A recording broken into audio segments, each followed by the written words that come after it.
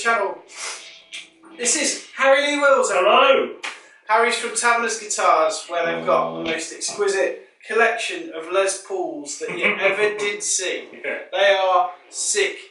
They're everything we need. And there's some of them here that have been very carefully curated. So yeah, it just sort of grew there, really, didn't appear. So, yeah, I mean, where to start with Les Pauls? There's a massive sort of array. When it comes to Epiphone, Gibson, and that's a debate that will reign on for many years. But you've got a classic, you've got a 60s, you've got a 50s, and then you've got an older standard on the end. It's just a bit of everything mixed in. You're playing the standard 60s. So, yeah, it's got a thinner neck than the 50s. It's got the cool top hat knobs that you would have seen on a 1960, I would guess. You know, it's got that classic kind of burst colour. Is this the cherry? That's bourbon, that is. So it's bourbon high flame, that. So that's, yeah, the 60s style reflectors rather than what you get like the 50s, which are more like these old ones.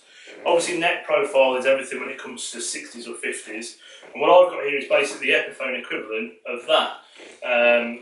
These retail, depending on where you buy them from, sort of between 500 and 600 quid. They come in a range of different tops. And then that there is obviously the true version of it. And they range, usually I think RRP at about 2,399 for a 60 standard. Pretty similar to what the 50s are just there. But there are subtle differences. First thing that obviously everyone sees is the knobs.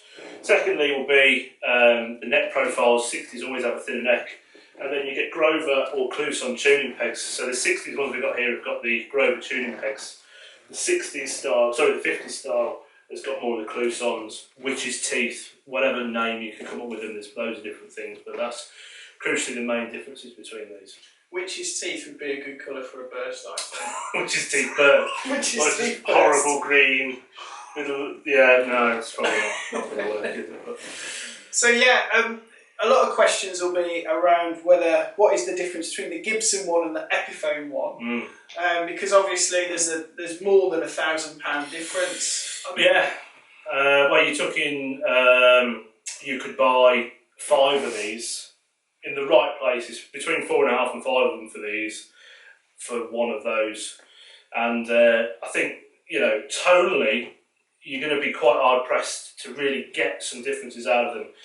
It comes down to, in my opinion, the crucial thing is what's in your hand.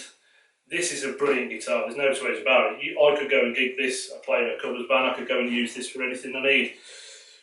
But there's just something about what's there that just gives it a little bit more. I would say these are, and there's nothing wrong with import guitars, I've got plenty. These to me are a lifer kind of guitar, so you kind of buy it and you hold on to it forever. Yeah. You know, philosophically. The key differences from the kit that you get on the guitar, the big one that you cannot change on an Epiphone is the finish. So this is a nitro cellulose finish. Correct, yeah. And there's a lot of arguments with that between nitro, polyurethane finishes, the tone aspect, the breathable tone and all that sort of stuff, the feel, the vibrations. The polyurethane finish, arguably, and there's forums full of this, sort of don't let that out, don't let it breathe properly, whereas the nitro you feel it a lot more, you can feel sort of vibrations through your hands and what you're feeling with the guitar. So that is something that's said. To the point which Paul Reed Smith guitars now, the core models all come with a nitro finish, which is, you know, to me that's admission that that's the way to go. Yeah, it is. Paul's doing that. But there's something more characterful as well about it, because if you have a nitro guitar for a long time, you will start seeing cracks appear in the finish where the temperatures have changed and things. Yeah. Checkering is something that. It's something that a lot of Murphy Labs, and there's various companies that do that, and with Gibson there's various companies that do it outside of Gibson that try and do it. But when you have an actual real 50s, 60s Les Paul or whatever in your hands and you look at the checkering, it's never quite right. You see it on a real one and you go, wow. And you see it on these re-editions and it's just kind of never quite portrayed properly, but they do a good job. It's quite different, isn't it? The other thing that you'll notice is the binding on the fretboard. So there's like the nibs of the frets are actually covered on the USA Gibsons. That's one of the telltale signs. And again, a lot of counterfeits out there. That that process that Gibson do to give you that, where you have that run of binding down the side of the fretboard that actually meets it, is an incredibly time-consuming and cost-effective or non-cost, whatever you want to call it, way of finishing a guitar. And a lot of the counterfeits or Epiphones, it's just not in their remit to do it. But that is one of the things when your hands on it. It is one thing that I noticed, that you can feel frets on this, you can feel frets on Fenders and PRSs and any others, but weirdly with that, it's just a solid run of binding. Yeah, just and I've always liked that with them. They're never sharp. No. And, you know, I think Gibson did stop doing it for 1 year, and I think it was 2015 or something. So, and then yeah, well, they went off the rails. They went off the rails. Just went nuts. They had a crazy night out in Nashville, which is quite easily done. There's a lot of footage of my crazy nights out in Nashville at the Acme. You know, I'd recommend that place. But yeah, I can see how they went off the rails if they went there for the night. There was a lot of things happened. Robotic tuners, weird aluminium square cases that weighed more than a Land Rover. There was circuitry things. There was locking input jacks. There was this weird gold fleck that they put in the top finish of Nitro, so it looked like you had a glitter guitar, even though you didn't probably want one. No, you got it. You got LP 100 written on the front of the headstock, holograms of Les Paul to look at while you're playing on the back of your headstock. Yeah. Just a few things. You know, if anything, that intimidates me, because he was just the most insane guitar player in the ever. It's weird when you get one and he's looking at you all the time and you're like, judging me for playing his guitar. Yeah, it's just the last thing you want. Yeah, it's not what you need. So yes, but yeah, then tuning peg wise and up from this end of the guitar, you're into fairly similar stuff. The biggest thing between Epiphone and Gibson is kind of, I'd always say, in this element of the guitar up here, Gibsons have a headstock rake, which is obviously where they're renowned for headstock brakes. So it's this angle. For the brake angle of the headstock from where it comes back here is always a lot more pronounced. So if we hold it up like that, again, it might be tricky to see, but Epiphones always stand more upright. Oh yeah. Whereas Gibsons are far more raked back, which is where they kind of always got this thing of headstock brakes. It is a thing where if they fell like that, the contact point would be right at the top, just on the corner of the headstock here. Epiphones do encounter that, but the beauty of Epiphones is they all have a scarf joint. You can't see it on this one because it's black, but Epiphones have basically the headstock is glued onto the neck. And there's that whole debate about when you have a broken headstock Les Paul, a lot of people say it's stronger. There's always that thing it's been glued back on. It's been glued back on. Before. And there was that thing with Greenie, obviously, where Gary Moore said that it was better when it was broken after he got it back. But that is always one thing, that they are the rake on the headstock. And I watched a video not so long ago about a chap who was saying that the Gibsons stay in tune more, which is actually complete nonsense, because this angle here of your string being tilted back causes far more problems than if it's more straight. Like Fenders specifically don't really encounter much in the way of tuning instabilities, is because when their strings come from the nut, it's just straight.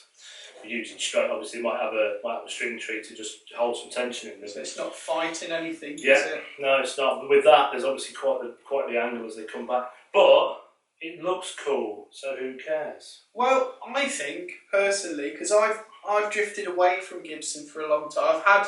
I had a Les Paul about 20 years ago, and I gigged it, and I loved it, and I went and bought a PRS. I couldn't afford both, so I got the PRS, and then I've come back to having a Les Paul. I've had 335s and things, which do have a similar vibe. Yeah. But there's something really special about the way a Les Paul has its tension, I think, on the strings. Yeah. And I think after a bit of adjustment time from buying mine a couple of weeks ago, I'm totally dialed in, and I kind of feel like all my other guitars are harder to play. But you've got a lot more scope with this Tune-o-matic bridge system with the stop tail. You can kind of change that with the height of it, just to give you a slightly more shallow or whatever angle of your bridge, so that it can actually give you the feel, the tension of the string. So if you've got that perfectly flat, if you raise that all the way up, it will feel a lot more elastic top of the strings up here. Yeah.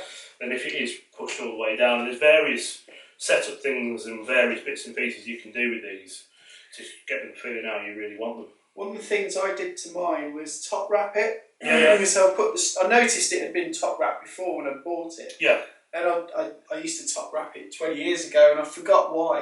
And then when I did it, I was like, that makes sense. That is just doing the simple thing. Yeah. If you're raising that up, because the angle of the string is coming straight over the top of the stop tail, over obviously the saddle, and then straight up. So you're reducing the tension here at this point, meaning that you get much more easy sort of bend. Yeah. But again, it's just a preference thing. It means you can lock the bridge down to the body as well, which some argue gives you more resonance. Yeah, you get more resonance, more sustain. It does, because if you get wrap round bridges like on juniors and specials, which have got a wrap round bridge on them, they're so acoustically resonant. Yeah. They're so loud resonant wise, and it's because of having just one piece of metal with a string that goes in that way, comes up and over and up there, and it's just connected to the body, a little bit like Telecasters in that sort of regard. There's far more contact with string to guitar. And there's even modifications you can do with these where you can get brass pieces that go in the bottom. Oh, really? Give you more stuff. Yeah, in fact, there's some Gibsons in the 70s. I think I had a 73 custom through here, and it had these brass pieces on it. And I presume that they were modded after, and then it was one of those wizard-like people that live in a garage just playing with guitars all day. Knows, yeah. Told me, no, don't get rid of that. So, yeah. The bridges are different as well, aren't they? Yes. At this point between the two, I've noticed all the import sort of Les Paul styles have something that you can screw into. They're always quite wide, aren't they? Yeah, well, Gibson have changed what's on there many times over. So those at the minute they're doing have an Allen key point on, so you can actually put an Allen key straight into the top. Is that the Nashville system? Yeah, so you can put an Allen key in there and you can turn it. With Epiphone, it's obviously far more easy just to have a flat-headed screwdriver, far more cost-effective and things like that. So you can just alter it with a flat-headed screwdriver, but they've changed it through years and years and years of doing stuff. Some of them you just have the tilt option from underneath and there's just nothing on the top of it. A lot of Gibson Les Paul traditionals and standards of older ones. I think this one on the end actually. No, that's still got an Allen key in the top of it. No, it hasn't. Sorry. That one on the end is like that, so there's no way of adjusting it apart from underneath on those. So, but yeah, obviously I'd say the main difference between these two guitars, without sounding obvious, is the price tag. Yeah. It basically comes down to, this is a perfectly good guitar. There's no two ways about it. This will do any musician, any gigging musician, anyone that can play a guitar needs this. It's just a matter whether you want that enough to go and spend the extra money for it. Would we say though as well, you know, if you bought the Gibson one, it would be more of an investment piece in the long run as well? Absolutely. Well, if you look now at some of the guitars that are, I think it's this thing of 30 years old with a guitar. Once a guitar hits 30 years old, you have got a vintage guitar. And 30 years old now is 1994. Right, okay, which are a lot more money. Yeah, so early 90s Gibsons, late 80s Gibsons, you know, you just start seeing them creeping up. And I think when you start getting into that, if you had a guitar like that and you kept it all your life, 20, 30, 40 years or whatever, and kept it in really good condition, you're going to get more money on it. Weirdly enough, talking to someone not so long ago, that these brand new 20 years ago were £1,200. Now they are double that. They are absolutely, literally double. RRP 2,399.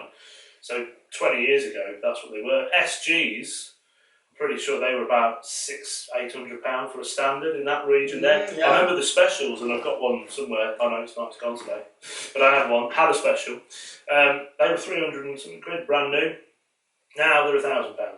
SG standards are £1,400 or £1,500, and at the minute you don't even get a hard case for that. Wow.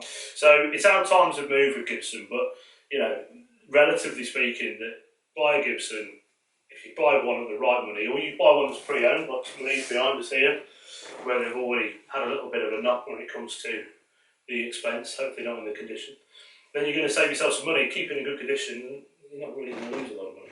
Yeah, definitely. With my, unfortunately, with my 339, an ES339, and I bought that in 2011. I did a tour, I got some decent money for that, bought it. Love that guitar. I bought one of those new PRS hollow bodies that kind of did the same kind of thing. I found myself playing that a bit more. An SE? The SE one, yeah, the SE hollow body. It doesn't have the piezo. It's just like a, you know. Yeah. But, great guitar. It's a great guitar, and I'm at that point in my life where I've got 2 children, both in childcare all the time, so that we can work, and we're going for. I know what that period of time is like. It's quite costs quite a lot of money. It's like childcare is £1,200 a month, and all the rest of the stuff, right? So when I needed a bit of money, I put that on eBay, and I think I got an extra £300 on top of what I paid for it new. Yeah, absolutely. So in that time that I'd had it, which was 12 years or whatnot at the time, it had dipped, and then I'd come back around. It'd come back around, and I guess that's a bit of buying advice would be, if you're looking for something like this, think about the timing. This one's a 2000. That's 2023. 2023. So that's the last year. I think that one left the factory June-ish time. Right. So it's pretty new. That one specifically was an ex-demo guitar. Oh, right. And it ended up here. It's mint. Yeah, it's nice. Nice top on it. And again, this is the thing, and with the Les Pauls in general, not so much with what I've got here, but definitely with these, I have never, and I've had into the high hundreds of Les Pauls come through my hands, I've never had 2 of these the same. I've had 2 Strats the same, I've had 200 Strats that are the same. Same with Telecasters, PRSs, specifically PRSs, because they literally make everything the same. They are very consistent. Which is good, right to the point where you want a little bit of charisma in your guitar. If you want something that's unique, and people go on about this Les Paul or whatever, or this guitar that's just unique, you're going to find it here. And no, I've never had 2 the same. Whether it be neck, whether it be weight, whether it be sound, whether it be bottom end, mids, top end in sound, whether it be just so many number of things that make one of these. There's so many different variables with it.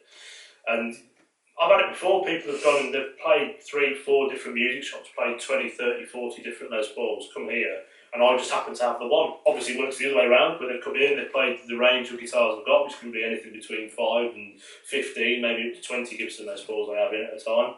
And they go, yeah, I don't want any of them, not for me. It's crazy. It's crazy. It is. I've been after a gold top for a long time. Harry sent me a picture of this gold top that he had come in, and I immediately I had a Marshall that I put on for sale, sold it within 3 days. JMP, yeah. I wanted to come and get this gold top Les Paul, so I came in and I played it, and Harry said, just play some of the others. So I played the others and come away with a totally different Les Paul. Happens. Totally different to what I expected. It is. And I've watched all the YouTube videos. I've listened to all the different styles. I had my heart set on a 50s Les Paul, the 50s neck.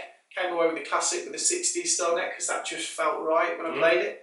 But they are just, I don't know, there's a Les Paul for everybody somewhere. So is. They're so different. That's what it is. They're so uniquely different, and they all are different, and it's all with the weights, the woods, the resonance, the sound. You get some that are darker, some that are hotter, some that are everything. And it's just the guitar. There are so many different variables. I mean, trees are living things. They have grains which are more tightly compact, more open. You can get them that are more resonant sounding, and this is just, bear in mind, this is just, we're talking about what Gibson are making today. 10 years ago, 15 years ago, 20 years ago, their lineup of guitars were completely different woods, different electrics. So, it's a real minefield. But the beauty of something like this is almost like we just have a PRS. You get one of these, chances are it's going to be pretty good out of the box straight away. They're all pretty much going to be very similar. Some of the final fit and finish with Epiphone can leave a little bit to be desired, and it usually is in the fret heights. It usually is a fret level job where they go with intolerance. They go, well, the action's going to be that high, okay, the frets are okay. I've had a load of them. I've had a load of the new style, new headstock Epiphones, which are great guitars, really seriously good guitars, but they just need that final little tweak. And it's fair to say, in my experience, and I have students that come here as well, a lot of the guitars at this particular place get that look over, don't they? Absolutely. Before they buy them, because I've noticed that everybody that's coming in with new guitars, it kind of happened over Christmas. They'll come in for like a month before Christmas. Yeah. Everyone was coming in with a new guitar. I was like, what's going on? Have you all have you all been out mugging or something? Have you got all this money for these guitars? And then come to your place and every single one just played beautifully, and I was just like, oh my god. And it was refreshing for them to not have just gone online and ordered one. And I get that people need to pay bills that have companies that send stuff online. But there's just a very different experience, I think, that you would get from a local place like this, where you've got tons of used guitars. They all get looked after. They all get hand-picked as well.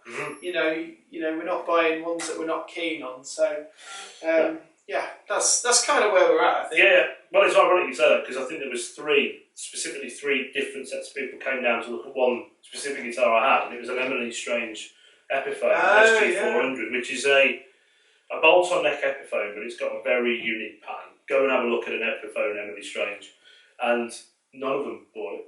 Yeah. Three of your students actually came in that door to look at that specific guitar, and they ended up with either an Epiphone Les Paul Studio. One of them ended up with a guitar exactly the same as this. Oh yeah. And I can't remember the other chap in the end. There was some. He had I think it was an Epiphone 335 or something. 335, I think. So so they all come in looking at that and left here with something else. But it's part and parcel of the joys of looking at used guitars. You buy it online, you get it. Okay, you'll make it fit around you. But if you go into a shop and go and play it and know that's where you're going to find hopefully a connection with it. I think it's how we all used to do it back in the day. Yeah. I mean, that's the thing. I used to go to these guitar shops and find the right. And part of it was I used to have like a day of looking for the guitar. Absolutely. And I thought, and then when I had it, it felt really special because I'd found that guitar. It was like the hunt. You picked it off the wall and you played it and liked it. But yeah. Cool. Should we have a little jam out?